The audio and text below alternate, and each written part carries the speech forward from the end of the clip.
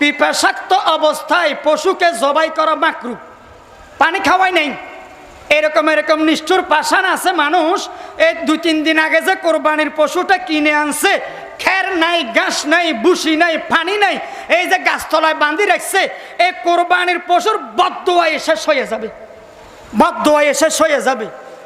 কোরবানির পশুকে যত আদর করবেন, গোসল করাবেন, যত লালন পালন করবেন, দয়া মায়া করবেন, খানা খাওয়াবেন, তত ইবাদত, তত সওয়াব। কিয়ামতের ময়দানে আপনার পক্ষে আল্লাহর কাছে কোরবানির পশু পজিটিভ সাক্ষী দিবে। সুবহানাল্লাহ বলেন। তাই কোরবানির পশুকে খুব যত্ন নিতে হবে। এই পিপাসাক্ত অবস্থায় কোরবানির পশু জবাই করা মাকরু। টেনে টেনে লেসাই সেসাই জবেহের স্থানে নিয়ে যাওয়া মাকরু। তারপরে এক পশুর সামনে আরেক পশুকে জবাই করা, এটাও মাকরু।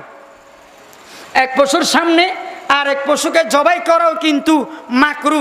এবং বোতা ছুরি দিয়ে জবাই করা মাকরু।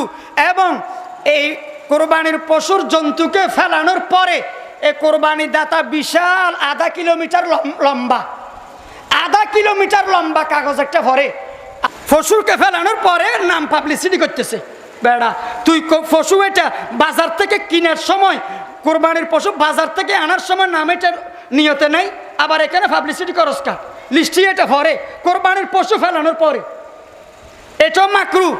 তারপরে এই যে কোরবানির পশু এখনো জবে হয় নাই, চামড়া দরদার ফাটি আসছে, যে চামড়া দরদার করে ফেলতেছে, এটাও মাকরু। এবং কোরবানির পশুকে জবে করার পরে এখনো প্রাণ বের হয় নাই, প্রাণ বের হয় নাই, খোসা মারে, তাড়াতাড়ি প্রাণ যায় না কা, প্রাণ যায় না কা। এত অধৈর্য মানুষ, এত অধৈর্য মানুষ, খোসা মারে প্রাণ যায় না কা।